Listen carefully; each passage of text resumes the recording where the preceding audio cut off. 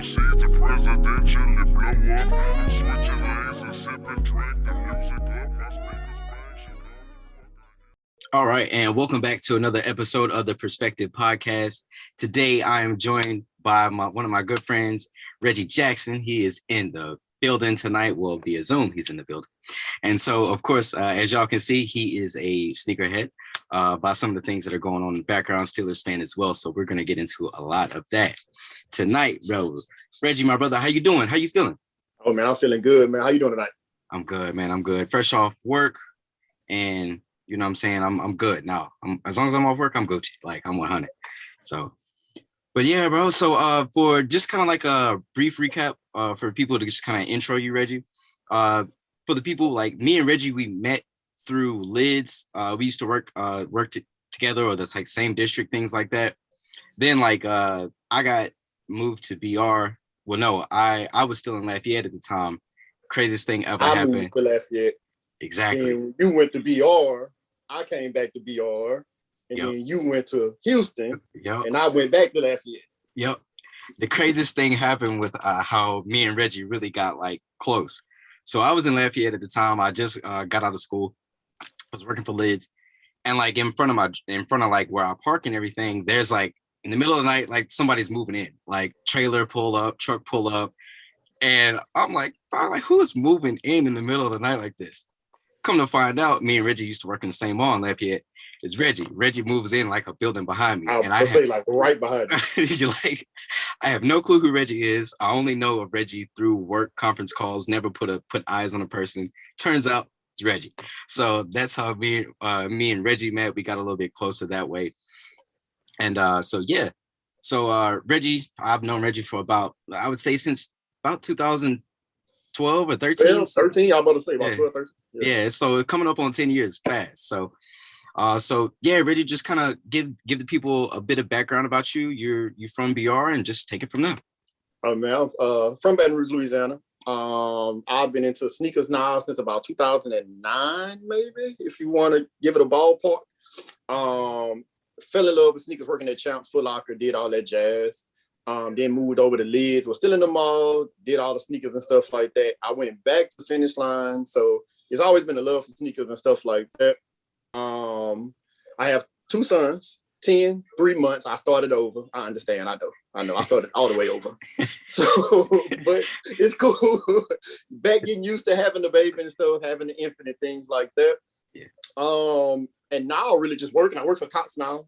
So I'm working for Cox, moving around that chain and things like that. And I've also been working with Made for the W now for about 2 years. If you don't know what Made for W is, a platform for women, sneakers, sports, and everything dealing with women's sports and things like that. So have a lot of stuff going on with that, with the WNBA season coming up. The draft just happened and stuff like that. So it's a lot of big stuff going on with that right now.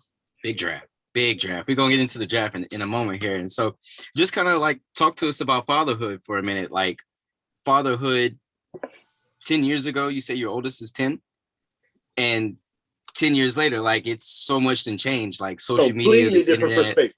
like so just kind of run it. Completely different perspective. Like with my first kid, unfortunately, me and his mom didn't really mesh too well. So I wasn't there for a lot when he was younger. Now that he's older, he's at that 10, 11-year-old stage where he don't talk on the phone. He don't want to be bothered. He sits in the room all day and plays on the iPad. So that's something I have to get used to, because I ask my dad all the time, were we like that when he was kids? And yeah, you were. So just get used to it. So now, like you say, having a 3-month-old, I'm starting completely over. So I got waking up all night, every 2 hours, getting a bottle, things like that. So man, it's crazy, but I wouldn't trade it for the world. I swear. I love my kids, love my son to death. It's crazy though. I'm into shoes like crazy. He doesn't care for them at all. Really? Like he not at all. Like if I buy them for him, he cool with it, but he's kind of it is what pressed. it is. Not at all. He'll wear slides all day, every day if I let him. That's his thing. He'll throw on the prayer slides in the heartbeat, go wherever we gotta go, and come home and be cool with it. That's dope. But I think what it is, it's like, you know, kids still finding themselves, you know what I'm saying, still growing up, still learning, probably by like junior year of high school. Look out.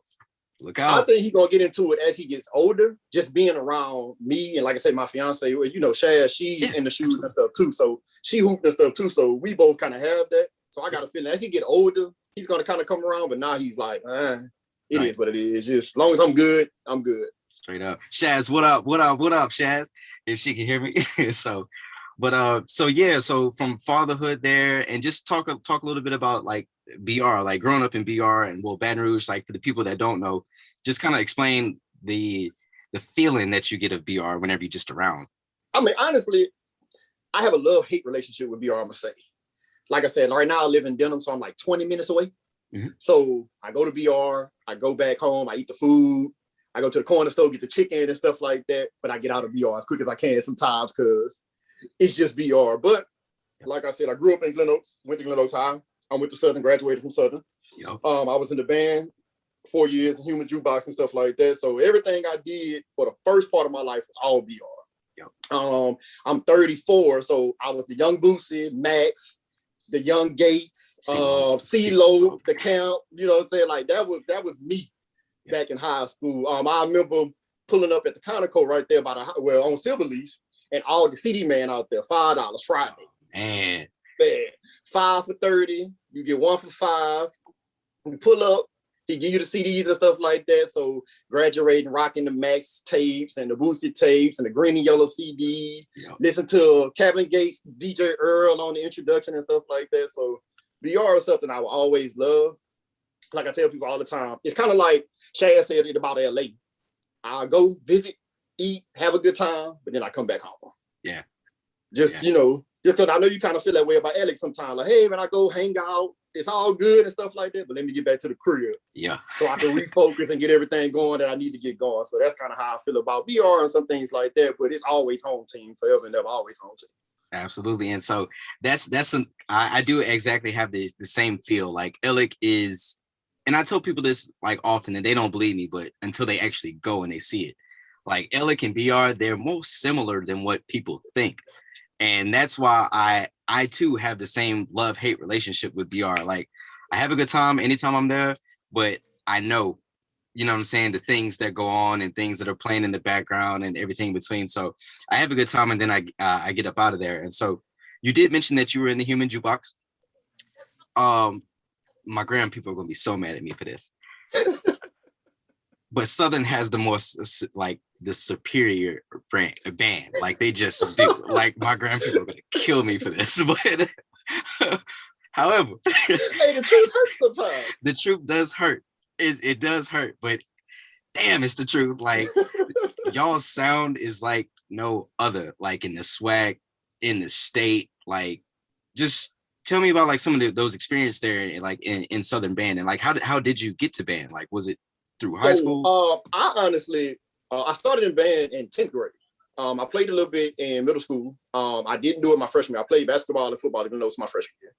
And then my sophomore year, I ended up kind of doing it as like it was the spring. It was like Mardi Gras season. I was like, I'll try this or whatever like that. And I fell in love with it.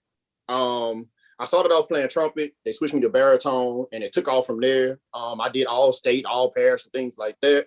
And so my senior year of high school, we were in the All-Star Band, LLI All-Star Band. Okay. And that ended up turning into us traveling and stuff like that and stuff. I actually met Doc. I met Dr. J. I met Mr. Knighton through them. And then from there, I auditioned from the band and it took off from there. So I was in the band from 2004, 2007. And man, the experiences are nothing like the experiences. The band did a lot for me when it was crazy. Put me in my first plane. I went to multiple amount of Saints games. Yeah. The biggest Saints game I went to, and I tell people this all the time, 2006, when the Superstorm opened, it was the Falcons and Saints Monday Night Football. The biggest game I've probably ever been to in my life. I would even say if I went to a Super Bowl game, it wouldn't compare to that game. That's one of the biggest games in Louisiana history. In history, like I remember the Superdome was so packed, they had to sit us in the tunnel that the players ran through because they didn't have any space for anybody. They had cameras, celebrities, like it was crazy. That's probably the biggest game I've ever been to. So with the band and stuff like that and having those type of experiences, like I said, I went to Chicago, Vegas, I've probably been all over, and the band took me all those places. So I'm always grateful for my experiences with Southern. A lot of work though, don't get me wrong. Some days you roll over and be like, I'm not doing it no more. But other than that, man, I loved it. Oh no, like I remember whenever we dropped my brother off on Southern campus after he graduated from Peabody in '99, we dropped Rick off, and I feel like, I don't know, like I was a kid, but like I feel like I remember like the band practicing like at that time, like a football team. Yeah, they were definitely practicing like a football team, like running, doing all type of like stuff. A football team, man. When my birthday is July 13th, I was on campus, if not that next week, the week after. So like late July. The season don't start till like September. Right. So we were up there from then on. You there every day. You practice every day but Sunday. Some Saturday morning. If you don't have a game, you practice Saturday. Before the game, Saturday morning. Practice can go from about 4 till about 10, 11 at night, depending on how big the game is and what you're doing. So like you said, it's really like a sports feel. Yeah. Being on campus and being in that band. Oh no, that's a fact. That's definitely for sure. And like for everybody else that's not from Louisiana that's watching or listening, like if you don't know about Southern University and the band that they have, just do your Googles, do your YouTube research. I was about to say, do your YouTubes. You'll see everything you need to see. There. It's all there. Like nothing is missing. And so just so from the band, and then you did mention a little bit about hoops and whatnot. So just what got you into like hoops? What was it, Jordan? Was it somebody else? Like was it AI? Like what was it? So hoops growing up, it was always Jordan. And then about that, he took that break. It was Penny and Shaq. Yeah. I'm a huge Penny Hardaway fan. I'll tell anybody. Underrated. Anybody tell if I say it was Jordan, it's Penny Hardaway. So watching Penny Hardaway, watching Shaq, and then Shaq was local. So I remember my dad taking me to a few of the Shaq LSU games growing up. So that was big. Growing up and seeing Shaq in person then and things like that. And then getting older, my name being Reggie Miller became one of my favorite players of all time and stuff like that. And everybody knows I don't have a shot I don't like. If you ever play ball with me, you know the ball going in the air if I got it. So that name just stuck. Everybody just stuck with that. So I love hooping. It's like my downtime. It's really my time to go. I go chill. I go to the gym. Shaz knows I have a hoop session every Sunday now. I was about 15 guys I've been hooping with now for like about 2 years. Yeah. And they put a 15 together. We played at 8. And that's my time to kind of wind down from the week. I go hang out. I go play. And man, I really love it. I do leagues and stuff still and stuff like that in VR. I do a couple of break leagues and stuff like that. So really ball is something that kind of correlates to me with the sneakers. Yeah. As everybody know, like I say, loving sneakers, loving hoops is kind of go hand in hand. And so now I changed my collection probably, about 3-4 years ago. And I stopped buying everything. And now I mostly only buy hoop sneakers. Okay. So if it's a hoop sneaker or something like KD, Kobe, old Hirachi, stuff like that, I try to pick them up. Yeah. So instead of buying just all the random stuff and stuff like that, I really just buy hoop sneakers. Yeah. So that's something I do, and I really hoop in them. Like I tell people all the time, people look at me crazy some of the stuff I wear in the gym sometimes because bought them for a reason. Right, but I just love, like I said, I love hoop coaching, and I just hoop in my sneakers. Yeah, most definitely, and that's a thing that I think a lot of people that I can't speak for football culture because I'm not necessarily like a football person, like a football athlete, but basketball, that's literally like one of those things that never goes away. Okay. How you say that, like you go out and you and the homies, they go hoop, y'all go out and hoop. It's literally like a sanctuary for us. You know what I'm saying? Like no matter what boys going to 24, 21, 15, like it don't matter. Like that time on the court, it is a break away from reality, and it's a chance to really like lock in, and that's like the most therapeutic thing possible. And I'm glad things are kind of getting back to normal in the midst of this COVID thing, so that gyms can open up. And open up, because in COVID, I was struggling. Oh, bro. Oh, man. There's 2 gyms around the corner. There's 3. There's one that has a pavilion and 2 that are just open court, like no gym, like outdoor. They pulled the rims. Like the city went out there, they unscrewed the rims, yep, and it was like, oh my God, like what am I gonna do? But so I know the feeling whenever that's taken away. And so just like you say, you've switched up your collection, and so you went from the randoms to more like basketball kicks. And so I see this phrase that you have a lot, and it's will work for kicks. So just kind of like speak on that a little bit. So the will work for kicks is something. It was actually a joke, and it turned into like a brand. Because I always tell people, man, I work for sneakers. I'll do anything just about for. See, my dad laugh all the time. He said, man, you'll get out there and cut 30 lawns. If they got a shoe coming out, you trying to make the money. So the little panda bear, actually, Chaz loves the bear. That's her little mascot, want to say.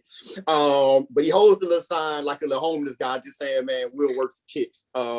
It's something that really took off. I didn't think it would take off like that, but a lot of people love the logo. So it's something I've been doing. I don't really sell it per se, because I never look to make money off of it. But if anybody asks or something like that, hey man, I want a shirt, or hey man, I want a sweatshirt. I even did hats with Rome. One of our other homeboys and stuff like that. So if anything people need, I just be like, hey man, I got you. And I'll go grab it for them just to promote it, because it's something cool. It's something, because with sneaker culture, people always want something somebody doesn't have. Facts. So when I started putting them out, people like, man, I love that shirt. Give it to me. Because now, and then I see people randomly, one of my other guys I know, he has a podcast. Him and his homeboys wearing it on his podcast and stuff like that with their shoes and stuff. So it's just something cool, something I enjoy. The other phrase I have, rise, grind, and buy sneakers. It's something I put up every morning. And people ask me all the time where it came from. So about 10 years ago, I told somebody, never forget it, I told one of my managers, the hardest decision I want to make is when I wake up in the morning, what sneaker I wanted to buy. And he was like, so you gonna work hard just to do that? I say, but that's the hardest decision I want to make. And so over the last maybe 3 years, I've made it to that point to where I wake up in the morning, I get ready for work, and I be like, man, I want to buy a sneaker today. What sneaker I'm gonna buy? So it's just something I do every morning. To me, that's my joy. You know what I'm saying? Sometimes if I'm in a bad mood, anything going on, buying a sneaker can change my whole day. Going to Foot Locker and picking up a sneaker or picking up something random. It could be a sales shoe, just something random. I go pick up. It can help my whole day and stuff like that. So that's just something I put on people like, man, get up, go grind, buy your sneaker to celebrate, go home and start over for the next day.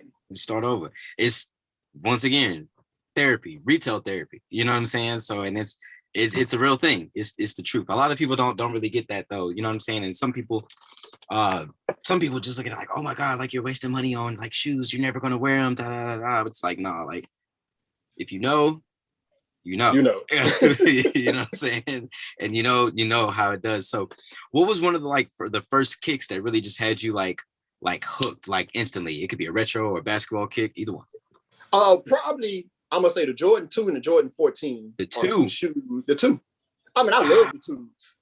I'm a two head. I wish they retro more of them. I love a Jordan 2, man.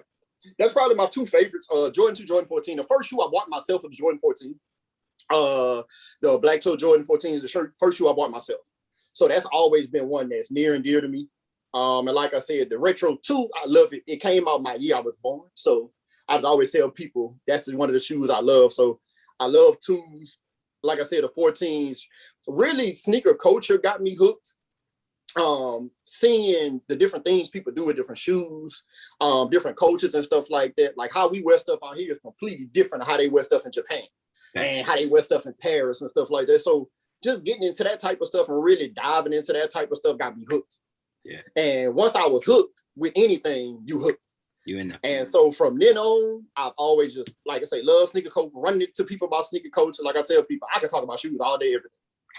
So just meeting people and stuff like that and making certain relationships with people and things like that is actually brought me this far. Just a love for shoes. So it's opened a lot of doors for me and done a lot of things for me. And I mean, I wouldn't trade it for nothing. Oh, nah, man. It's definitely like, that's what it is. Like sneaker culture is one of those, it's blown up so huge over the past, let's say 13 years. I'm about to say about 12. Yeah, about 13. When Jordan started, when they did the packages, a lot of people went on the packages. But when they started putting out like the Space Jams and the Black Cement 3s and the True Blues, when they kind of went through that. The cool gray 11s. The cool grays and stuff like that, like people started really getting into it. And with social media, now you see your celebrities and influencers with that shoe. So now everybody wants that particular shoe. Where then like 10 years ago, everybody didn't have Instagram. Some people did, everybody did. Everybody did. So yeah, everybody did. So you were supposed to picture on Instagram, he just got the shoes out the mall. Yep. Now it's a hunt for these shoes because not everybody don't get them. Every mall doesn't get them. Yep. And your favorite celebrity or influencer has them. So I need these sneakers. I need them. It's not even a want. Like it's become like a need. I need these sneakers. Yeah. What's like one of your craziest like sneaker stories, like working in the shoe game? I mean, probably will be that Galaxy Foam release. Will probably be the crazy. Well, the Galaxy Foam release and the Cool Gray release in 2011. I think we still have the video for the 2011 release for the Cool Grays. Like, so we were in Mall, Louisiana. You remember then it's first come, first serve. Yep. So they actually broke the door down in the Mall of Louisiana. You remember they had that Jaguar park right where Forever 21 is. Yeah. They broke the window in the Jaguar, and we had to like run and hurry up and close the gate for the store because they bum rushed the store trying to get the shoes. And then the Galaxy Foam release, they shut the whole mall down. They had the helicopters out there and everything. Damn. When the Galaxy Foams and the Galaxy package released that year, the All-Star game was in Houston. Okay. This was, what year was this? This had to have been 2011, if I'm not mistaken, or 12. It may have been before that, but it was the Galaxy Foam release, and the only place that got them was the House of Hoops. That's when the House of Hoops was fairly new. They the only place that got them, and it was exclusive. Crazy. Probably the two craziest releases I ever been a part of were those two. Similar to yours. This was like 2000. I think I just graduated. This was like 2011. And this is like the fall coming up to like a Jordan release. It was a Christmas release for sure. It may have been a Cool Gray or it may have been the Concord. It was one of the two. At that time, I'm working at American Eagle. We had to do a floor set overnight where, we changed the store, layout, new merchandise, all this stuff. Just so happened, my American Eagle store in Ellick was right next door to Foot Action. I know the homies over there at Foot Action. So when the closing manager was getting ready to close, I was like, yo, who gonna be here in the morning? Because I'm doing my floor set overnight. I know we gonna end late. So I'm just gonna stay here tomorrow until. Cool. I went up to security, told them what was good. Like, yo, like I just finished working. So I'm just posting up right here. I'm chilling. I ain't doing nothing. I'm right here until the shoe release. Until the shoe drops. It's like 5 a.m, 6 a.m. My homies, they hit me outside. They go, yo, niggas is lined up outside. Like it's everywhere. like in our food court, they had like the glass, like the glass entry on the floor in VR. Just picture that like a mob of people like right there, like on both sides. And the thing that's crazy is I miss that. Yeah. I tell people all the time, I miss the lines. I miss the camping out. I miss the building relationships. I miss the yo, I'll buy the staff a tray of nuggets. If I can just cop us, I help me out. That. I miss that. Like I tell people all the time, that's what I feel sneaker coaches miss. Like I miss that. Like I hate that everything went to the internet because back in the Gap, if a Kobe released, I knew I can go to BK and Ryan and be like, hey, yo, what y'all need for lunch today? What you know what I'm saying? What y'all eating today? I got y'all. It's all good. Thanks. But when that shoe come out Saturday, look out. Holla at your boy. Holla at your boy. You know what I'm saying? Hold me down. Look out for me. Look out. And it was easier then, but now, man, it's crazy how limited everything is and how the prices get so gouged and stuff. It's just crazy. Yeah. And so I posted up in the mall, waited. My homies hit me. They're like, yo, it's a line outside. Keep in mind, it's December.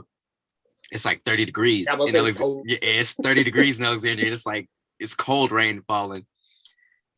Security goes up. One of my homeboys, I'm on the phone with him. He's like, yo, security walking up right now. They about to let us in because literally in Ellick Mall, at that time, Foot Action and Foot Locker were across the street from me, or across the hall from each other. You could throw something at each other. Finish line was wrapped around the corner, and Champs was back down the other end by JCPenney. Dog, they opened up the mall. They shattered the entrance. The top rail came down, glass all over the place. APD, sheriffs, state troopers, undercover. The whole parking lot looked like it was a bomb squad. They told everybody, get out the mall. Nobody's getting shoes today. It's not happening. Everybody go home. Craziest release I've ever been a part of. And at that point, that's whenever I was like, yo, the sneaker game, it's going far. Like it's going far. And this is pre like major social media. This is pre-Twitter. Well, Twitter being popular. This is pre-Instagram. Instagram being really popular. Snapchat wasn't around. Yeah, people weren't using Snapchat for that. Like Snapchat, if you know what Snapchat was being used for back in the G, then you know what it was for. I'm not here to snitch. I'm not here to snitch. But if you know what it was for, then you used it. Us veterans know. You know what I'm saying? But so like MySpace was dying. Facebook was the thing. People weren't like all over the place and everything. And shortly after that, that's whenever like tickets came out, raffles happened, everything between. And I do miss that interaction whenever I worked at Finish Line. I remember some of the D-boys, they would come through like, yo,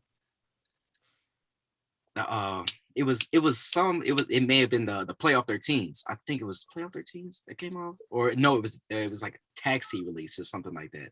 I don't really remember, but when D-boys came through, he was like, yo, I got 700 for you right now. If you go throw two 13s up in the Raptors and you go get them for me on Saturday. He said it too loud and my manager was right over my shoulder. Like he said it way too loud. I couldn't even bite. You know what I'm saying? I have people to this day still holler and speak because of my jobs at different sneaker stores. They still, oh man, that's Reggie. That's the sneaker dude. Like he looked out back way back when or whatever like that. Man, like you said, I had people used to pull up. You know, I was an assistant at Champs, and I used to float between the Mall, Louisiana, because that's when that store first got put up, and Cortana, when Cortana was like popping. Rest in peace, Cortana. So y'all say rest in peace, Cortana. Man, when Cortana was popping, when Cortana had people look like the Mall, Louisiana times 10 on a Saturday. So yeah, so I used to, like you say, I had relationships with people with every Jordan release, kind of like that situation. Yo, I got whatever for you, but you know I wear a 9. All good, man. I got you. Yep. And that was they was regular people. So like you say, those people I feel don't do the internet because a lot of them dudes really don't mess with the internet and stuff like that. They come in there with their cash, they buy everybody in their family the sneaker, and they roll out. And they good. So I just miss that, man. I miss that. I do miss that interaction too. Like, and then it went from tickets, like raffles, then online stuff, and online is so terrible. Like, I'm not gonna lie to you, I get a good laugh out of this every single Saturday when y'all put y'all hope in sneakers app. I laugh at y'all. I get good laughs off of that. It'd be like 10 of y'all like fail sick every week about these releases, man. And so don't get me wrong. If it's a sneaker I want, I'm gonna pay for it. I sold my first pair of Grinches. So when the Grinches came back out, I told Shad, I'm gonna pay any amount of money for these Grinches. It was just gonna happen. Yeah. So I don't get mad at resellers per se, but if the sneakers app to me wasn't so limited, you wouldn't have so many people upset. Cause man, like you said, see, I know I'm on sneaker Twitter. So if you see 10, I see 100 people. Your whole timeline. Every day, like every Saturday or every random day, something legit comes out. People are upset. I laugh at myself, man. I got certain memes I use or gifs I use every time I lose. Like I use the same one every time. With the clown, the clown and the monkey with the face. Every time I use the same ones every time. So it happens every week, man. It's something that I don't think I would ever get used to. Cause like I said, I was so used to pulling up with certain people and knowing I was good. Yeah, he's still laughing. Yeah, because it's every time the little monkey. Hold on, let me see if I can pull it up right there. I use the little monkey every time. He's in my favorites on Twitter because I use him every time. Bro, it'd be you. It'd be the only person that I see that ever gets it all the time. The favorite little monkey. Every time I lose, that's my picture, man. Every time I lose. Dog, it's only one person that I see that hits every time, and it's Chandler. Chandler's the only person that hits. And the thing, I be texting, I be like, bro, what you be doing? And I've been talking with Chandler about that since I lived in Lafayette. Because you know what's crazy is I live next to you in Lafayette. Then I moved to Lafayette back. I live next to him. Yeah. When I must say you knew, so I live like a building over from him. Yep. So I would always be with Chandler. I'd be like, bro, how you win every time? I still don't know. And I'd be like, how? Yeah. With the I same actually met Chandler through you. Like that's now Yeah, that I'm yeah. putting it together. Like that's how I met Chandler. But dog, he is the only person that hits on shoes every single Consistent. weekend. Him, and I don't know if you know K Banks from out here in BR. No, I don't know. Well, he's another guy. They hit every time a release come out, they hit every time. I don't know how, I don't know what it is. That's what and B, I call him OBOB at this point because you can't tell him nothing negative about Drake and he's gonna stand like he's not going for no Drake disrespect. So he's OBOB at this point. He used to hit every time. Like before we all moved out here to Texas, he used to hit in Hammond for like foot action every single drop. Don't matter what it was, he would win. But how do you feel about like the whole online? Well, obviously you don't like the online thing, but you have so many different sources now. Like you have Sneakers App, you've got GOAT, you've got StockX, and I'm sure you know more. I'm an average shoe person. Those are probably the ones I use the most. I'm gonna be honest with you. GOAT, so it's crazy. Lane put me on GOAT. I remember Lane posting stuff on GOAT, and I asked him, I say, bro, how legit is this app? Like, where this app came from? He was the first person I ever seen use it. I don't know who else used it, but he was the first one I ever seen use it.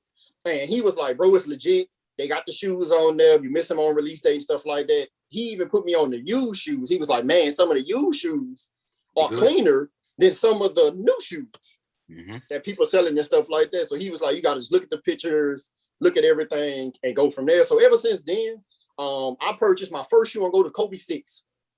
One of the Kobe 6s I had missed. And ever since then, I buy on GOAT religiously. I tell people all the time. I buy on GOAT all the time. StockX is a little high. Because they do market value and they kind of go off that type of stuff. So StockX is usually my last resort. But the only thing about StockX is they're a little higher, but all the shoes are new. So if you're looking for a new shoe, I would always say go StockX. If you can deal with a used shoe, I always say go GOAT. Yeah. So it's a couple of other ones, but them the only two I use faithfully. Yeah. It's not like it was like back in the G, like whenever you just had a handful of sites. Like the first one that just jumps out in my head, well, that was like the calendar. It was the 23 is back or Jumpman 23. I was say Jumpman 23. Yeah. Jumpman 23 was back in the gap. Do you remember Nike Talk came around before that? So Nike Talk was basically, it was a website kind of when the internet kind of, what I want to say, first took off, like social media kind of started. Yeah. And people get on Nike Talk and talk with each other about the releases and tell people where the releases were. So say, for example, if I'm in BR, but I'm looking for a certain release and it said politics in New Orleans. Somebody put it in Nike Talk, yo, they got the sneakers and politics in New Orleans, go pick them up. Yeah. Before like raffles and social media and stuff like that. So a lot of people kind of made relationships and stuff through Nike Talk, but then Nike took that away, sneakers. Wow. Okay, that's what they moved it to. Yeah. So it's a lot of history to all the stuff they do. But like you say, I wish it would go back. It'll never go back. Never. But yeah, it'll never go back. But it just sucks because even with the recent news with Kobe and stuff like that, man, and them ending the contract because of distribution and stuff like that, it just sucks that some things true fans want, they can't get because of how limited and the app and how stores kind of do their raffles and stuff like that. So it makes it really hard to get stuff that you want. Yeah. But as I tell people, my philosophy has been over the years, if I can't get what I want, I'm going to go buy something else that may not be on everybody's radar, but that's dope. It's still dope. Right. And so I've been kind of putting on that. I done got the Prestos real bad, real hard. Yeah. I buy just about any Presto come out, I go get it. People not really own them. They only $120, and they really dope with certain fits, and you can wear them anytime and stuff like that. So that's one of my fallback shoes when all else fails. Universal shoe. You can't go wrong with it. Can't go wrong with it. That's just like how you said that you restarted your collection. I'm almost to the point where I'm about to like restart mine, but I think if I do it for the rest of the year, because I haven't committed, but if I do it, I'm going Air Max 1 for the rest of the year. Like, yeah, that's another one. I love an Air Max 1. Like you say, universal shoe, comfortable. Yeah. And you can wear it with anything. Anything. Like that's what I love about the Air Max 1. That is one of my favorite shoes. And I would say I've always just loved, I don't like how the 12 feels on the foot, but I love the look of the 12. Look of them. I love the look of the 12, and 14 has always been one of my favorite releases too. There's this dude that used to hoop back home. His name is BJ West. He hooped out at New Mexico State, and at the time he was going to Rapides. Rapides had like a Adidas deal. BJ West was the only person on the floor that was wearing another type of shoe. Like he was wearing the green 14, the white and green 14. The white green one? Yeah, and he would be out there like, yeah, one of my favorites too. And so he would be out there like breaking boys off like in the 14s. And I don't know, I guess that school never got in trouble for it, but I'm not here to snitch. So you did speak about the recent news of Vanessa Bryant ending the partnership with Nike. So you did kind of express some thoughts about that, but did you see earlier this year, and rest in peace to Kobe while we're here, but did you see some of those little like sketches and some of those prototypes that Kobe was working on prior to his death? Like, because did you see that report where he was looking to branch away from Nike and do his own brand? So from what I've been being told, really talking with people and discussing it with different people, Nike and stuff like that, they're saying that was a big part of the contract negotiation because he was planning on doing his own thing and basically releasing all his shoes he had ever worn. So that's Adidas, Jordan, and Nike. Yeah. So, and the biggest thing, like Vanessa is saying, the big thing about his shoes is distribution. It sucks that sneakers may put out, I don't know how many they put out, don't get me wrong, but they make his shoes, they've made his shoes from a wide release. I remember back in the Gap, you can go pick up a Kobe whenever. On a Wednesday. Whenever. Yeah. It'll release on a Saturday, they'll still be there the next week or whatever. Like, you could just go pick up a Kobe, LeBron, all of them the same. You could just go pick them up. Now people are into them so much and they're so high value that it's really hard to get them. And with them retroing them, it just sucks that the Kobe fan can't go just pick up a Kobe. Yeah. And I think that was his biggest ordeal with the whole situation, and hers is she expressed that she wants it to be where me and you could walk into the mall and pick up a Kobe. Yeah. You know what I'm saying? So from what I'm being told, that was the biggest disconnect with their contract agreements was the distribution. And how they put them out, things like that. So I believe she's about to create their own brand. From what I've been told, I don't know if you've seen it, but everybody putting out that she trademarked about 3 pages, everything Kobe and Gigi. Oh, wow. She did the name, she did the logo, she did the Mamba logo, she did the Mamba Sports logo, she did all the sports names. She did the number 2 with the heart. She did Mamba Cedas. They trademarked everything Mamba. Damn. I'll put in an application trademark everything Mamba. Salute Vanessa Bryant. Go get it. You know right. So I believe we're gonna have some big stuff happening soon with that stuff. Because that was like one of the first things that went through my mind whenever I saw that she, you know, the partnership ended. Because I was like, well, there's the Mamba Academy and you got all the, I would say the Kobe, how can I say this? The Kobe understudies. That's the best way I could put it. Like Diana Taurasi, Kyrie, DeMar DeRozan. Those are just some of the first names. Paul George. Some of the AD. Like AD. Man, we went to the Pelicans Brooklyn game last night. If the person wasn't in a shoe of their own, they were in a Kobe. Yeah. Like it's just crazy how many people wear his shoes that hoop. The coach, it's just crazy what he did. Like I said, he's really Jordan-esque when it comes to his line. Yeah. In personal feeling, he has the best line that's the Jordan. Like hands down. And I tell you, I can see that. I do like his kicks more than KD, and I do like his kicks more than LeBron. More than LeBron, yeah. Like you say, he has the best line, full line. Now, I love to say KD has some hits with the 4s and things like that. LeBron has some hits with the 7 and the 8s. And stuff like that. Some of LeBron, the 4s and some of the earlier stuff. But I'm saying full line, front to back. Him and Jordan, to me, line up almost perfect with their full lines. It's crazy how they do that, right? Like Kobe's one short with 5.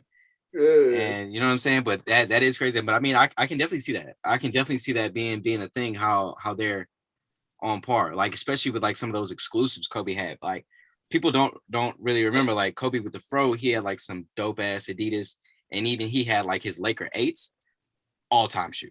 But like I tell people, because when they talked about releasing the Kobe shoes he wore with every brand, like you said, he had the 8s, he had a pair of 3s, He had a pair of 13s. He hooped in a pair of Air Force Ones one game, like a Laker Air Force one game. So it's just a lot of stuff that they can't. Well, I guess Nike couldn't put out exclusively, but because of Jordan brand, because of the split of the brands and stuff like that. So I think Vanessa's trying to get all that together and be like, okay, cool. This week we're gonna release Adidas. The Adidas 1. This week we're gonna do a crazy 8. Now we're gonna put out the Jordan 8. You know, it's gonna be just. I think it's gonna widen what they can do with it if she decides to do that. And I think it's gonna be dope, man. Me and Shaq talked the other night. Like, I would love to buy all of Kobe's Adidas line. Like, I would wear all of them all the time. Yeah, a lot of people don't really remember that phase where Kobe was with Adidas, and I do remember, like, there was this story that broke, and you know, Kobe is super, like, he's competitive, like he rolls out of bed and he is top, like, I'm beating everybody like today. And so I remember there was this thing that kind of happened. Him and T-Mac kind of got into it because there was like a signing event that happened at an Adidas store, and it was out in LA, and T-Mac was there, and Kobe was like, this is my city. Yeah, like, the fuck is this dude doing here? And like, he pulled off, and like shortly after that, he did the deal with Nike. So because he was like, well, I'm supposed to be premier the brand. number one athlete. Yeah, and if you know, we all know T-Mac pretty much has a lifetime deal with Adidas going forward. So you did mention that you are definitely into writing, and so, but first we'll get into the WNBA draft. And the draft, it seemed like it seemed like it was a deep class this year for one of the first times in a while. And over the past, I would say 5-6 years, I've been paying more attention to the WNBA. I've always watched ladies, like high school, of course, you know, JV, varsity girls, you just gotta sit and watch. And even like NCAA ladies, I've been tuned in there. But it seems like the WNBA is taking like that next step forward, not just being first in all social issues, which they've definitely been ahead of people for 15, 20 years. But the game has taken another step up. So just speak to that. So I would feel the biggest thing about the W is exposure. And I feel like with social media becoming so prevalent, exposure became big. Yeah. Now you're not just seeing the women hoop. Like you said, you're seeing them at social events. You're seeing them out just doing their own thing. You're seeing that most of them are hoopers and models. You're just seeing a different side of them. And that's what I love about how the W has changed. And even the NCAA, like last year, it's crazy. We got a stat with COVID, every other sport but women's basketball took a decline. Yeah. And that's something crazy when you think about it, because before that, people were saying, oh man, we'll never watch that. But now you got people watching that Baylor UConn game. I think more people watch that than the men's final. I believe it. I definitely do. You know what I'm saying? Because it was just one of them games. First, the competition is there. Yes. Then you got, like you say, you got women that you see them dress up here. Then you see them get on the court and throw alleys and make jump shots, step backs, and all that stuff on the other side. So it's just crazy how the game is like evolving. And like I said, I believe social media is a big, big, big drive to that. Because now you're seeing, like I said, you're just not seeing them hoop back in the gap. Because back in the gap, certain games played on ESPN and stuff like that. But now every NCAA game played on ESPN this past year. So it's really becoming a driving force for everything that's going on. So I really think it's crazy dope that they get the exposure and everything that they deserve. And honestly, we get to see, because people think it's bad basketball. It's not bad hoops at all. It's not. Like, it's not bad hoops at all. Right. And some of the games go down to the wire and they get crazy good down to the wire and stuff like that. So I honestly feel if more people gave it a chance, they would enjoy it. But you know, some people, how they are. So yeah. Right. But I really enjoy it. Like I say, I've been doing everything with the W now. This will be my 3rd season coming up. I'm super excited about it. This year I'm actually going to be covering the Dallas Wings. There you go. So that'll be my thing to do. So, you know, writing on it, covering it and stuff like that. I'm hoping to go out to a couple of games and, you know, do a couple of interviews and stuff like that. Yeah. So it's going to be really cool. And speaking back on the draft, with Dallas having those first 2 picks and the 7th pick. Number 5. It was number 5. It was number 5. They rebuilding their squad and stuff like that. They already got a crazy squad over there. So it's gonna be dope. I think it's gonna be a really dope year, man. They got some powerhouses. Seattle is stacked. Chicago is crazy stacked. And Kansas. Now they got Lexi Brown. Phoenix got Brittany Garner back. Skylar Diggins healthy. Yep. So it's gonna be a big year for the W, man. I'm excited. I'm ready. Yeah, that's definitely for sure. That's just like with I did see how there was Dallas. They did have like the top. I thought it was number 7, but it was actually it is 1, 2, 5. and 5 that they had. Yeah, they traded 7. Okay, they swapped it out. Yeah. And what I do love about the ladies game is just, and people, just like you said, a lot of people are like closed-minded about it, right?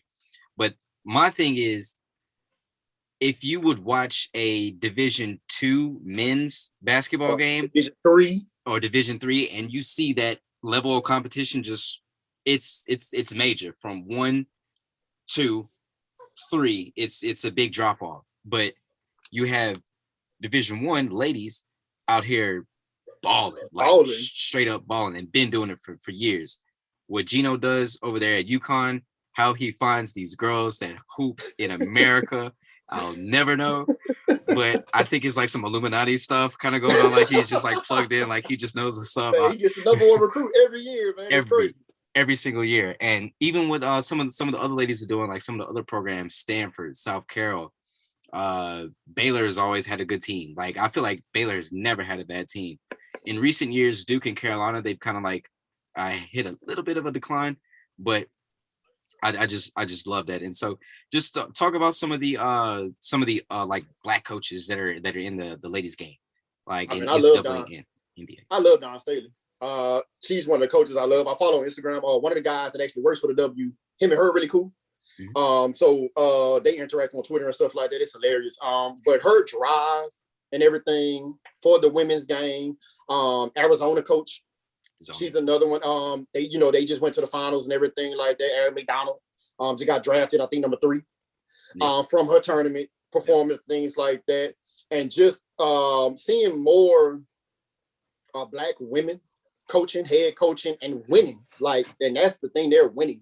Yes. So, like I said, Arizona coach, she came in, I think they won the NIT, or they were like 6 and something the first year. They won the NIT the next year, and then they went to the finals the following year, and could have won the championship this year. If it didn't bounce that way. Yeah, I'll say. So just seeing that and seeing how the spectrum is changing with black coaches in all sports, man. Like I'm seeing over the years, you're seeing how the spectrum is changing. We're getting more chances. We're getting more jobs, especially on the women's side. You see women getting coaching jobs. Tina Thompson with the Pelicans. Yep. Becky Hammond with the Pelicans. Yeah, Becky Hammond. You see Christy Tolliver was on the staff with the Wizards and stuff like that. So seeing that type of stuff and seeing those women getting those chances and hoping one day, I really feel like Becky deserves the Spurs job in Pop League, in my opinion. I think that's what's about to happen. Yeah, I feel like she deserves it. I feel like she's been there the longest. She's developed the players. She coaches the summer league already. Mm-hmm. So I feel like that's something that's going to happen soon. So just seeing that evolution of the game or a different part of the game is really cool. Yeah. And even isn't Cheryl Swoops a part of the Pelicans organization as well? Yeah. She's so Tina Thompson does Cheryl Swoops does the front office, and Tina Thompson does player development. Yeah, Swoops is right hand to Griff. If I'm correct. Yeah, I love that. And even with Skylar Diggins, she does like the pregame, halftime, and I think postgame for the Suns. Yep. The Kumake, Sis Cheney, she does her broadcast. Candace Parker does her broadcasting and stuff TNT. When the players do everything and stuff like that with TNT, right? So she's on TNT all the time. Then she doubles back and does NBA TV.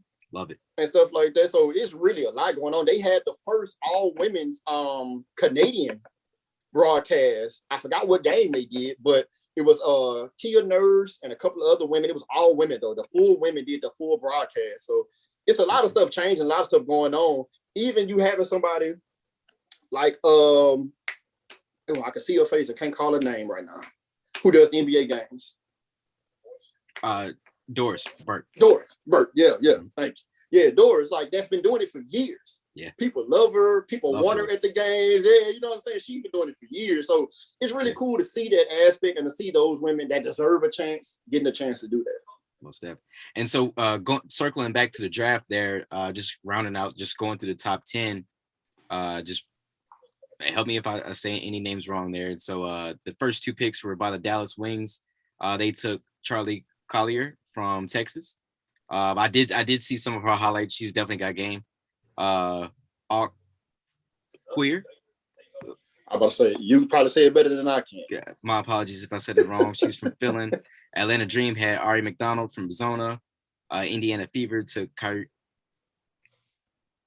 Kyrie's, I'm sorry, from West Virginia. Dallas Wings once again. Chelsea Dungree from Arkansas. New York Liberty, and the New York Liberty, they have a young lady that she went to Oregon and she tore her Achilles in the bubble or something like that last year, right? Yeah, Sabrina Nestle. Sabrina, she's nice too. High ankle sprain. High ankle sprain. So yeah. So she had an high sprain, I think the third day. Yeah. So she'll be back in full ready to go and things like that. Crazy thing you brought her up. So I actually did my first Nike call. I don't know if you've seen it, but Nike put out the Greater Than series with the new hoop shoe. De'Aaron Fox has been wearing them. Lately, stuff is gonna be a new hoop shoe coming out later this month and stuff like that. So that was actually my first Nike call. Like, it was crazy. I was on the call with all these like huge sneaker people, and we got like the first look and the stuff and the specs and stuff for the shoe. And I couldn't say nothing for like 2 weeks. So I'm sitting there on pins and needles because I can't tell nobody nothing. I can't tell nobody what I did. So I'm just kind of like, yeah. What's that meme? What's that meme with the kid with the red face? And he's like, hey man, whenever you let me know I can release this, please let me know. Please let me know. So on March 31st, we could put all the stuff out, man. So that was like my first article and stuff, and like doing the specs and stuff for the shoe. So it was really cool doing that, man. So bringing her up, but yeah, she'll be back. The New York Liberty really gonna be good. It's gonna be a lot of good teams. Yeah, I heard the Liberty gonna have a good squad, and so then the LA Sparks, shout out to the Sparks, they took Jasmine Walker from Alabama. Chicago Sky, they took Shyla Heat from Australia. Minnesota Lynx, they took Rena Davis from Tennessee, and the Sparks at number 10 took Stephanie Watts from the University of North Carolina. And so with pretty much just how the draft went, did the draft go as expected? Were there any like surprises or anything? The whole thing was a surprise in my opinion. Really? Okay. No, so the first two picks, solid. I figured that I had those picks. The Ari at 3 was a little shocking because her tournament made her draft stock really go up. And she's gonna be a great fix out there in Atlanta because they already have a crazy backcourt with Courtney Williams and Sydney Carter and stuff like that. So they're just gonna be like a scoring machine out there. Like, they gonna put up 130 points easy. It's gonna be crazy. Yeah. But the other picks were kind of up and down. I definitely thought Dana Evans from, I think, Stanford, if I'm not mistaken. She went second round. Dee Richards went second round. The other young lady from Baylor, I can't think of her name right now, went second round. It was a lot of people that I thought would go first round, went second round. Yeah. So that was a big shock to me when I was watching it. But the crazy thing about the W, a lot of people are learning now, is it's only 12 roster spots on 12 teams. So they had a draft, and they've been signing everybody to training camp contracts, but you basically have to go through training camp and get signed to the team. Yeah. So a lot of good rookies or good players won't play because of how limited the spots are on the teams. So a lot of people want the expansion to help out with that. Yeah, I mean, it's definitely due. Houston deserves another team. Houston, definitely. That's one of the teams everybody wants back. Yeah, but like, we definitely need the Comets back. Like, I mean, I remember I have some family ties there that made the Comets special for us. But I mean, they won championships. They went back to back. Yeah, they did 3 in a row. Like, I would say, yeah. And I think they did 3 in a row, like right whenever Hakeem and them were coming off of their NBA championship. So Houston is a professional city, so I mean, they definitely should. And so now we're about to just transition into made for the new. Am I saying that correct? Made for the W. Made for the W. Made for the W. And so at a certain point here, there was a certain point where I believe, if I counted correctly, you had about 66 articles published or you contributed to. Yeah. So just tell us a little bit about like the writing process, like how you go about it. Like, is it lock yourself in a room and then you just get to it, or like you just kind of have some of those other things on the mind already? most of them are under mine. I do a weekly one, so I do the weekly roundup. That's whatever sneaker release and stuff came out and stuff like that, kind of giving you a little know on what came out and what's releasing and things like that. Other things are pop in my head randomly, things like that, with shoes coming out, with news that came out and stuff like that. It's really just kind of, I don't really lock myself in a room, but if Shaz knows, I get quiet and I'll be taking on my phone. Yeah. And she'll be like, oh, you writing the article? And I'll be like, yeah, I'm gonna be done in a second. Yeah. And so I kind of sit there and just get to typing and stuff like that, because with the writing and stuff like that, it gives me kind of like the hooping. I just kind of dive in and I put kind of my thoughts on paper, and then I go and kind of formulate them to the article. Yeah. Then some things just pop up. I did one, the 10 best sneakers in the bubble with a wobble, the women's bubble. Right. I was just kind of hanging one day and I was like, hey man, I wonder would people agree or disagree with these 10 shoes I picked for the best shoes in the wobble. So it was just something I did, but a lot of them, like I said, are really just the sneaker releases. Injustice has been something big, and equality and something has been something big that I've done a couple of articles on, because like you say, the women have been at the forefront of it forever. Yeah. And sometimes they don't get the credit they are just due, because they have been at the forefront or whatever, forever. And sometimes they put their own necks out on the line to do it. For example, when the season started last year, they did a theme for Breonna Taylor, and nobody else had done it. They were the first ones. They did a whole moment of silence. They wore shirts and everything like that. When the Atlanta Dream former owner made her comments, racist, they went in. They wore their shirts. They did their protests and things like that. So got out of there, right? Now you have Renee Montgomery, that was a former player. Now she's an owner of a team. You know, so it's crazy how those things kind of come full circle. But those ladies do that, and they do it well. Yeah. But the writing process, really, man. Like I said, I give myself most of the time a deadline. They give me a deadline, and I kind of get it in, and stuff like that. I do a lot of stuff on my phone, and my phone is my best friend. Same. What to say? I show people all the time, and I have probably 100 notes of things I want to do, things I pop up in my head when I'm at work and things like that. So I get home and mess with it and stuff like that. So I really love it. It's something that, like I said, I did it once before and it kind of didn't take off. But I got my chance with the W. They were WNBA kicks firstly. Then we changed to MADE to the W. And like I said, I've been doing it now for about 2-3 years. And man, I love it. Like I really love it. Oh yeah, plenty more. Hope, you know what I'm saying? Whenever this COVID thing, whenever it subsides a bit more, hopefully, you know what I'm saying, you get a chance to get sideline report. Interview, that's the plan, man. Like I say, or even doing this, I tell them all the time, man, they got these Zoom calls I could be on, anything I could do as far as the season, let me know. I'll jump on the Zoom, I'll do whatever, just to kind of get the exposure and kind of learn. I'm still kind of learning. Yeah. With the interview process, what questions to ask, what questions not to ask. It's kind of, I didn't know it was that finicky sometimes of a, you know what I'm saying? So I'm learning. It's a thin line. Yeah, I want to say you have to make sure, they say the right things and stuff like that. So it's something that I'm learning, but man, I really enjoy it. Most definitely. And then the going back to like the social justice topic there, is it true? Because I did read this and it's online, so you can never really trust absolutely everything. But I did read where Maya Moore, like, she stepped away from the game to help out a gentleman that was pretty much wrongly incarcerated. Yep.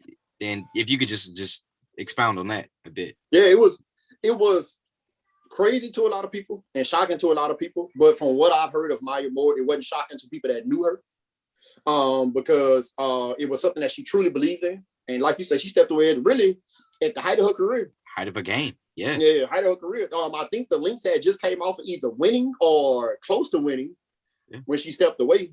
And she stepped away. She's gone now. I don't think she's coming back this season, if I'm not mistaken. So that'd be 3 years now. She's been going. Right. And she got the guy. The guy was released. All the charges were dropped and everything like that. She ended up marrying the guy because they spent so much time together and got to know each other so well and stuff like that. So that just shows you the kind of like dedication and the sacrifice some of these women take when it comes to what they believe in and the things they really want to happen. Skylar Diggins is another one, man. She's always upfront and speaking on the pay and the exposure and the traveling and things like that. And so it's something that most don't mind riding for what they believe in. Facts. And that's something that I really love about them more over than even the game. It's just like, if they believe in it, they ride for it. And then it's everybody. It's not just one team. Like it was the Atlanta Dream that had the issue, but every team wore the team shirts and everything like that. So it's something they really ride for. It's something they do. So I really love being a part of that and seeing that firsthand.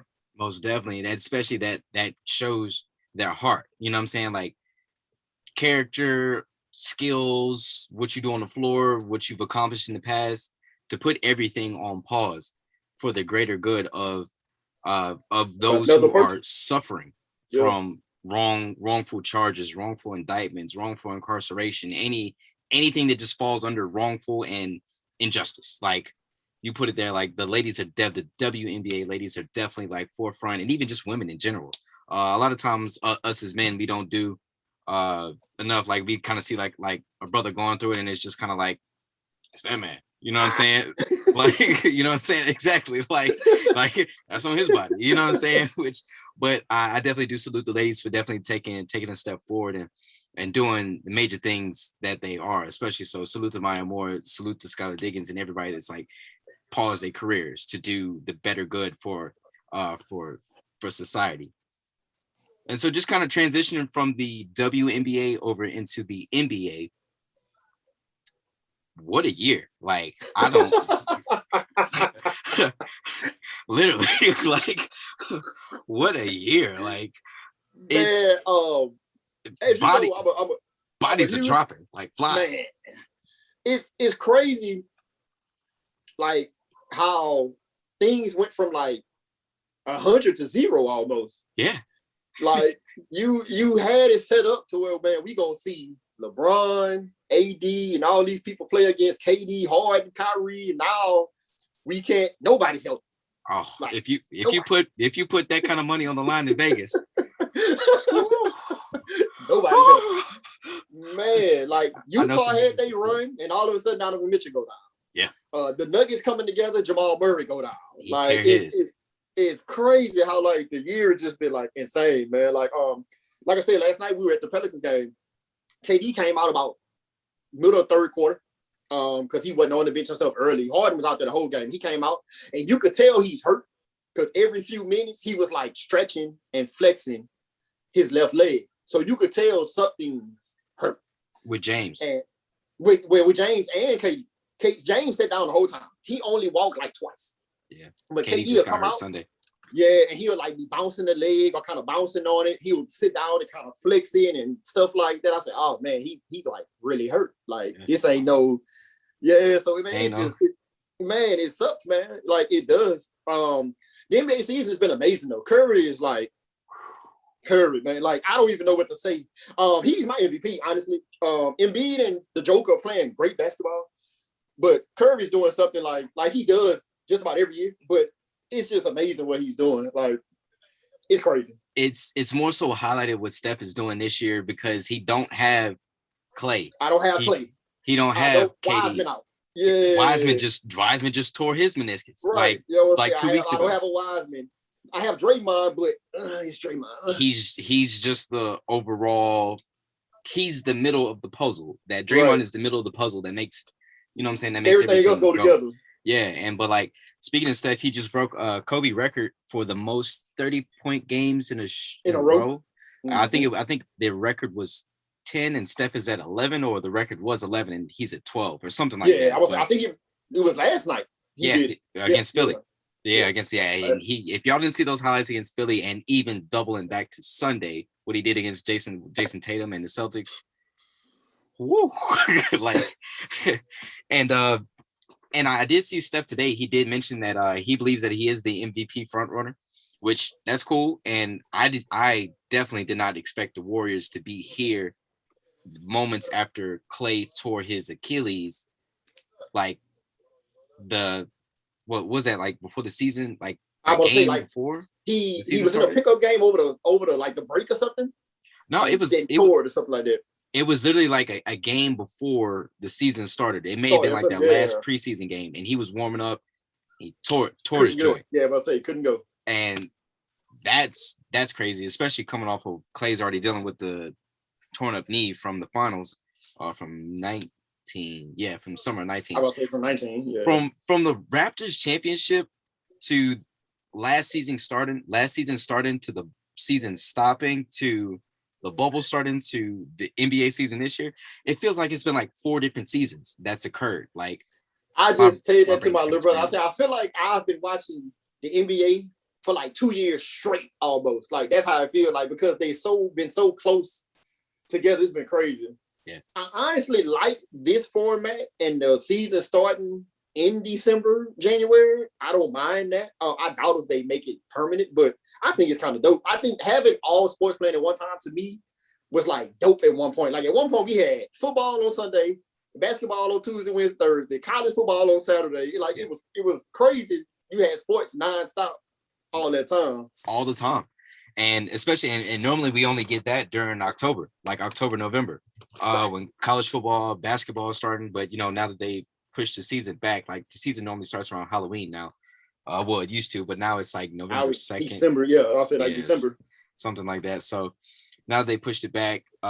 Baseball is normally like ending this World Series. Everybody's like glued to their sports books and TVs, everything between. But this year it's just been crazy. So going into the season, well, first of all, who is your team? Like who would you die on the hill for? Is it Lakers? Is it I don't have a NBA team. I talk about LeBron fans all the time, but I'm kind of sort of one of them. I follow KD just by wherever he goes. So I've been big Brooklyn right now. But there's a lot of teams I actually cheer for this year. What the Suns are doing are amazing. Yep. I ride for Book, especially being one of Kobe boys, like we talked about earlier. I ride for Book. Like you say, Brooklyn is probably one, and the home team. I love Zion.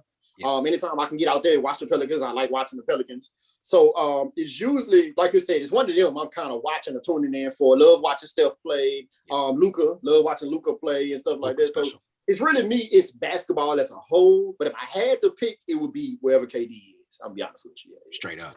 So I can't talk about the LeBron people too much, but I mean, hey, like some of the LeBron fans, they do. Listen, I love LeBron. I definitely do love LeBron. I love everything that he does on the floor, off the floor. But some of his fans, man, like I do miss barbershops. And that's one thing, like out here where I get my haircut, like it's just like a personal like studio joint. But I do miss the barbershop where you would have the Kobe fan walks in, and the Bron fan walks in, and the Jordan fan, and then there's the OG Jordan fan, like he's like over there on the domino table, and he done heard the wrong thing. So now he in the mix. But so with Brooklyn just kind of being in their up and down status, and I think people misunderstand Kyrie because Kyrie is just he's just a different thinker. Like that's definitely just misunderstand Kyrie. Yeah, he's just a different thinker. Like the things that he thinks, like I get it. I know people like that. Like people in my hood I grew up with that think like Kyrie. There's people I went to UL with that think like Kyrie. There's people that I met post college that are exactly like Kyrie and James. Them forming their super team, not mad at it because that's just the era that we're in. That's now. The NBA now. Yeah, that's just the era. And so I would still love to see LA versus Brooklyn in the finals. Because even though I feel like on paper, if you just look at it, Brooklyn has more firepower. But when it comes down to it, James Harden, I love you. However, we've seen you disappear, my brother. We've seen you disappear. We've seen you disappear. So I'm going to say this. Brooklyn has the stars. Yeah. Lakers have the complete team. Okay. So so now you have LeBron, AD, Drummond. I got THT, Kuz, Trash, Strodinger, Caruso. I just have a full KCP. I just have a full team. Morris with Brooklyn, you have the superstars. You got a Shamet. You have a DeAndre Jordan. You have Blake Griffin. You have some of those guys.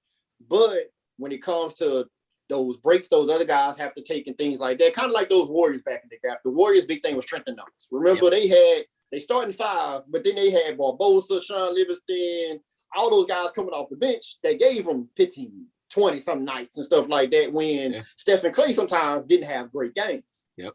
So they kept them afloat. I feel Brooklyn right now is staying afloat because Kyrie's kind of playing out of his head.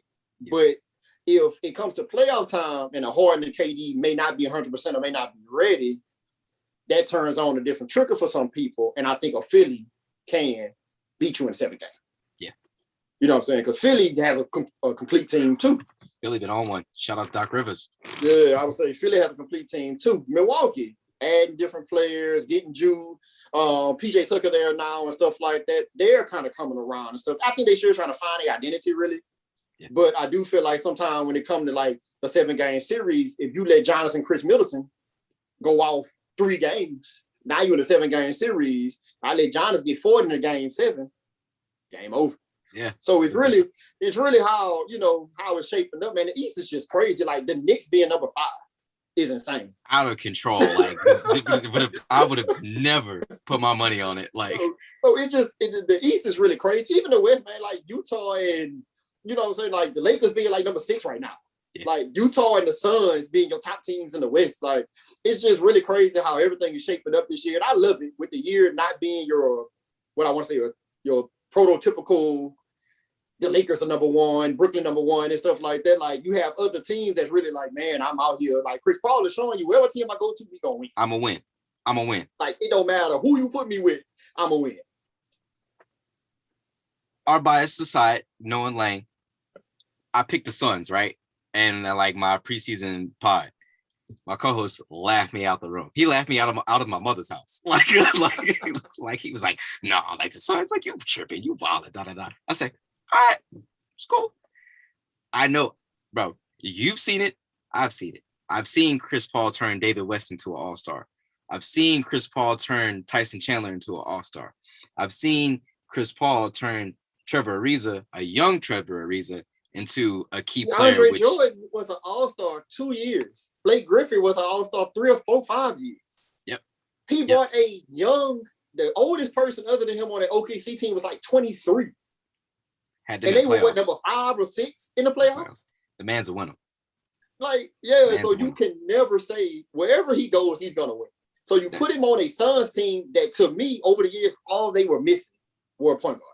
That's it. Oh yeah, they've been missing for a long time. For the longest, that's all they needed was a solid point guard, a leader, a real leader. You know what I'm saying? That's all they missed. And that's why, like my MVP list, it's not in order, but it's Chris Paul, Joker, Dame, Steph has made a run this week, Embiid, and I'm missing somebody. Embiid in the East. I had James Harden there, but he slid out due to so much time missed. I had Braun in there as well, but he's missed so much time too. But that's pretty much my list. Chris Paul, Steph, Dame, Joker, Embiid. Like that is. I can agree with that list wholeheartedly. Like I told people last year, in my opinion, Chris Paul should have been an MVP race for what he did for that OKC team. Yeah. But like I said, I know now it's more of a popularity and all of that, so they don't give it to like back in the gap. You gave it to the best person or the person that did the most for their team. Now it's more popularity. So, but I definitely feel Chris Paul should be in some of those talks. I hate that he's not, but he should definitely be in some of those talks. Absolutely, I totally agree. I totally agree. And so, with the West, like, just how do you think, like, what do you think conference finals look like for the West and for the East? So East, I got Philly, Brooklyn. West is like a toss-up because I really don't know what the Lakers are gonna do once LeBron and AD comes back. Anthony's supposed to play on Thursday. AD's supposed to play Thursday. I don't know if LeBron. They say LeBron's still gonna be out, but AD's supposed to play Thursday because they moved their game on TV now. So now they're playing the Wizards on TV. They're playing at 7:30 tomorrow. Okay. So they moved their game. So that's gonna be a big one. But my early pick, depending on how the seeding fell, I honestly think the Lakers gonna fall in that 5, 6, or 4, 5. I think they're gonna end up playing like the Clippers. And I think it's gonna be a really hard fight for them, not the easy road they had in the bubble where they were kind of just beating everybody, getting everybody out the way, right? So but it's crazy how I want to say the Lakers gonna make it, and I want the Suns to make it. I'm gonna say that. Same. I'm gonna say that. Same. Because I think LeBron's gonna come in. He's gonna be refreshed. He's gonna come in that playoff mode, and it's gonna be a takeover. And I really feel like you say Chris Paul, Book, and all those guys, they're gonna step up too. I feel like last year all Book needed was somebody else to help. Yeah. I don't think people understood what Book does. And then when they saw him in the bubble, the Suns went undefeated in the bubble. I think they went 8-0, 9-0, something like that. They went 9-0. And then like the cameras were put on him, and it's like, whoa! But it's like, hold on, like young fella been doing this. Like, I say that about Book. Book and Bradley Beal, the two players, I say that about all the time. Underrated. They don't play on TV, so you don't get to see them. You just see it on paper. Yep. But they don't see every night with those guys score almost 40 points a night. Like, you know how hard it is to score 40 points in the NBA a night? And an efficient 40. Efficient 40. Not even like hard to shoot a lot of threes. They score a mid-range to 3-point 40 every night. Yep. So it's crazy. Like, and people, like you say, people don't see them every night, so they don't know what they do. Go ahead. Oh, no, go ahead. Kind of like the same thing like this year. Like, people don't understand what the Knicks are really doing, but with the power of the internet, I get a chance to watch a lot of games for free. So Jules, he's my most improved.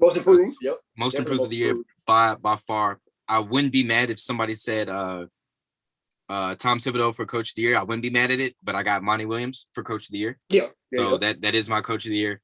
And so kind of like Jules, just like you say, like a nightly basis, I tune into the Knicks. I see what the Knicks are doing. RJ Barrett, I thought he was I'm not gonna say a bust, but he was headed toward bust. But he was. Something's happened. I think the Derrick Rose edition has helped him more than what people are saying. And that's really good point guard to me on the team with those type of players helps those type of players a great deal. Yep. RJ Barrett was trying to do a lot more than what he was used to doing before, like you say, not Randall there and stuff like that. I do hate that some of those other guys like Kevin Knox, Ntilikina, and those guys not really doing what I thought they would do. But like you say, Randall playing out of his head. Yeah. And like you say, if he doesn't get most improved, something's completely wrong with the whole NBA. Off. Yeah, like completely wrong. And like you say, Tibbs, like for him to almost be put out the league, to go there in a dying franchise, and now they're ranked number 5, really one game behind being number 3, number 4. Yeah, the East is tight. Right, so I would say being in the East, so it's really crazy. Like you could have Milwaukee, somebody going to ski it, and you could jump up. Yeah. So it's really crazy how that's all setting up. So I definitely agree. Both should definitely get awards when they put them out. I hope they do, because if they don't, something is completely wrong. Most definitely. And I think the biggest race besides MVP, because MVP is still kind of wide open. But I think the tightest race is going to be Rookie of the Year too, because LaMelo, he's been cleared for basketball activities after he broke his wrist. I thought he was going to be out for the rest of the year, but he must have did some kind of small damage or whatever, but he's back. And speaking of surprises, the Hornets, I didn't have them there. I didn't have them there. I had the Magic there before the Hornets, but once again, this is preseason.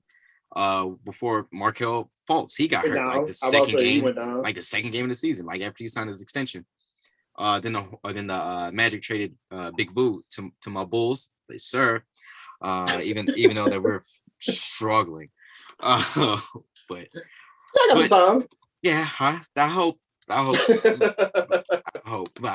That's all I'll say. Fingers crossed. But so then just kind of moving away from NBA, I see that terrible towel back there behind you. You know, I'm a Raiders fan, but I'm mad at my Raiders about that tweet that they put up yesterday. But we're not even going to shed any light onto that. But I had somebody explain to me what the tweet meant. Okay. So, from what they're saying, George Floyd Flam, his brother, came on after the verdict was read and said that we can finally breathe. Okay. So I'm guessing they were trying to say, like, quote him or quote on what he was saying. And when they put it in that perspective, I say, okay, that makes a lot of sense. I think they just said it the wrong way. Delivered wrong. Yeah. So I feel if they would have said, finally, we can breathe or something, and like quoted the family or something, I think it went over so much more smoothly.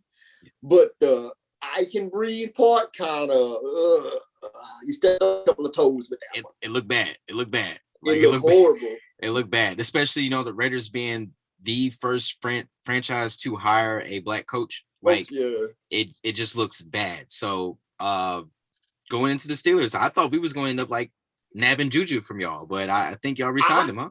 Thought y'all was too. He re-signed a minimum almost to stay, and then he's gonna restructure next year. We're kind of making that kind of how the Patriots are doing. I think we're about to make that rebuild turn.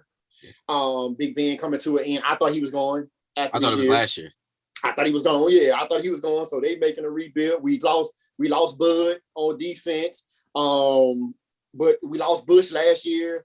Like you say, we started off 11-0, and took a skid from there with injuries and just COVID, bad calls and COVID, and it was just so much going on last year. So I really think we're gonna be in the midst of the AFC North. What sucks about our division, though, our division is getting so much better. It got good. Now we got to deal with Clowney and Myles Garrett. I know. Now we got man, it's crazy. That's gonna be nasty. We got the Bengals.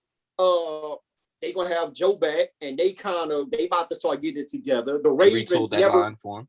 Right. The Ravens never lost it. They just trying to get it, so it's just gonna be a crazy year, I think, for us. I really feel we're gonna fall in like that middle. I hate to put us on like a 9-6, I hate to put us on that, but I just feel like we're not gonna beat the Ravens twice. Yeah. We're not gonna beat the Browns twice. We may beat the Bengals twice, but the way we kind of do things sometimes, it sucks to say, but we might flop one. Yeah, we might drop one. You're right. So I just feel like it's going to be one of those middle of the road years for us, but I do feel a rebuild coming really soon. With Tomlin getting that extension, that's cool. I love Mike Tomlin to death, so I'm happy for him getting an extension. But like you say, we got so much going on. We still, now James Conner's gone, so we got to fill that running back position. I think we're going to do it in the draft. I'm hoping Najee Harris or somebody falls to us. I can see that. That'll be good. That'll be. He fits. Crazy. He fits the Steelers system. Defense and running the ball. Right. Big guy running straight downhill. We need that. That's what we was missing last year, in my opinion. But I definitely feel it's gonna be one of the middle of the road years for us. Yeah. Hopefully, you know what I'm saying. Hopefully, y'all have an absolutely terrible year, because I root against the Steelers every year. So I hope that y'all have an absolutely terrible year. But you know what I'm saying. If y'all have a good year, salute Mike Tomlin. That's a good brother right there. I like everything that Mike Tomlin stands for. You know what I mean? Yeah. It's definitely like a good team though. But so just wrapping up here. Just do you have anything like coming down the line that you like looking forward to, or just anything new that you want to let the people know about? Oh man, really just me and you kind of spoke about it before we got on. I'm really trying to put some stuff together, man. Expanding really my brain and expanding what I do with the W, man. I'm really excited, like I mentioned earlier, covering the Dallas Wings this year, going to a couple of games. Hopefully, like you say, with COVID and media, I can actually go to the games, interview and things like that. And really putting something together here in BR. What I want to do is I want to call it the Soul Runs. That's going to be the name of, I'm going to create an IG and everything like that coming soon. But it will really be me putting together some open runs here in BR. And we get together once a week, we hoop and everything like that. I might do like a little thing where you bring a shoe, or, you do like a $5 when we play and stuff like that. And what the proceeds go to is doing a shoe drive before school starting for the less fortunate kids. Love that. Getting the kids some shoes and things like that. Hopefully I get it put together, get it big to where we get some sponsors and things like that, and just do something like that here in BR. So that's probably what I'm going to be working on going forward. Getting that done. Probably not this school year, because this school year started early because of the COVID and things like that happening this school year. But the following school year, I definitely want to get that together. So that's probably something I'm going to be working on soon. Straight up. That's beautiful, especially for the community. The community of BR needs that for multiple reasons. You know what I'm saying? You know what I'm saying? Just so like the young bulls, they can see, and have some, like you say, something to look forward to as they come up, as they get older, just as they move. You know what I'm saying? And especially being able to move the right way. And one last thing before we get up out of here, talk to the people about the talent in BR, like from football, basketball. I don't think people understand how much just talent is there. Man, we talk about this all the time, and there's so many guys that play sports, even with me and coming up, that are good, but they just don't get the right exposure, and sometimes the lifestyle catches them. Josh played for Scotlandville. They won 4 state titles, I think, while he was there, and he's playing in the Brick League with me. And I always say, man, you should even been here. With having and stuff like that. On football, man, them guys from Scotlandville and Zachary and stuff like that, man. Some of them kids play, and Scotlandville won like 2 state titles the last couple of years and stuff like that. And some of the kids don't even get recruited. So yeah, right. So, but they got a couple of coaches out here, and one of my brother's good friends, Chris, actually interned with the Carolina Panthers. So he's trying to get something together where we have like a kind of like a senior bowl here in BR, where it'll kind of give exposure to some of those kids and stuff like that don't get a chance to get tapes mailed or don't have coaches come down and things like that. So, man, but BR like hitting gyms all over. Yeah. When it comes to just sports in general, like, man, dudes be in the gyms, jumping out the gym. Yes, I'm about to say, like I've seen it. There's some crazy stuff going around here, man. Like, really, some of the break leagues, I laugh at it all the time, man. Some of the break leagues you go into, man, it looked like a D1 game because it's so many guys that should have went D1 or at least D2 or JUCO, but nobody ever explained to them, hey, man, go JUCO for a year, 2 years, and then transfer. Yeah. But nobody ever sit down and explain that to them, so they just kind of let it go, and now they just knocking down 80 3-pointers in the game in a rec league. Yeah. Right. It's just crazy, man. It's just crazy. So hopefully, turning back to what I was saying with my stuff and stuff like that, hopefully we can start getting exposure and stuff to BR where people see some of these kids and some of these guys and pick them up and explain to them and talk to them and stuff like that about how you don't always have to take the D1 route. You can get there. Like, they got guys D1 now that played 3 years JUCO, had 2 years left of eligibility, went somewhere, got drafted or signed on. I would say, yeah. So it's crazy how you have that happen, but I feel like a lot of people don't explain that, or a lot of people see it, but don't see it. Like you say, Cam, that's something that people probably never knew. Yeah, he was Tim Tebow's backup. Like, right. You know what I mean? Yeah. That crazy Florida team that they want to make a 30 for 34 is crazy. And you know, once again, you know what I'm saying? I'm going to hate on them Florida Gators because I am a Miami Hurricane fan. But y'all got the up on us right now. I will say that. But yeah, y'all's entire team, like that Tim Tebow's team, even with like Aaron Hernandez, Percy Harvin, the brothers. Rainey. We had the brothers. We had Joe Hayden. Like, we had all those guys on one team. Like, yeah, Carlos Dunlap, he was there. Insane.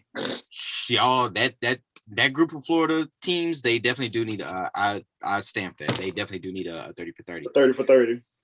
Yeah, and so right before we wrap up, just go ahead and shout out any of your social medias where they can. I'll put the link for your articles down here at the bottom, but just go ahead and shout everything out where people. I'm on Instagram and Twitter. I think they both match, if I'm not mistaken. I got double check. But I think it's REGGIEJ, the number 2_ for both. And that's really the only social media I'm really on a lot. I'm not a big social media person. I'm trying to get better at that because honestly, sometimes I forget I have them. You're doing better. You're doing good. It's a dark hole of. I'll let the people finish the sentence. Sometimes I forget, but I'm trying to get better. But yeah, definitely follow me. I like interacting with people. I will say that. I love Twitter because I like interacting with people. Love it. So I'm kind of getting better at that, interacting and speaking and talking, giving points and stuff like that. Like I said, my articles, man, follow my articles. I do the weekly roundups. I do the sneaker drops. I try to let people know when I hear things about shot drops and stuff like that. So definitely look me up. Holler at me about whatever. Like I said, I'm always cool. And if you need something, I tell people all the time, hey, man, you need a shoe, I can point you in the right direction. I can't help you on the price though, but I can point you in the right direction. Facts. So just let me know. Yeah. For the people that are wondering, like, I've definitely hit Reggie up before about some shoes. He pointed me in the right direction, made it happen. So you know what I'm saying? His word is bond, like for real. Man, like I tell people all the time, I'll point you in the right direction. Now I give you the contact, I give you the Instagram, I'll let you know who it is, but I can't do nothing on the price. The price not mine. Yeah, exactly. From new shoe releases to old ones to homies that repair sneakers. Reggie has. I got people everywhere, man. So just let me know. He's got the people all over the place. Well, everybody, I definitely do appreciate everybody for tuning in, checking out. Of course, you can find this podcast episode. You can find the visual, of course, on YouTube. You can find the audio on Apple Music, Apple Podcasts, and Spotify. And so once again, the hat store, it remains open, finessing since '93. Hats, face masks, beanies, bucket hats. We might have some merchandise for you guys later on this year. We'll see. And for sure, just like the late great Nipsey Hussle says, the marathon will continue. I thank you all for tuning in and checking us out. Until next time, y'all. Peace.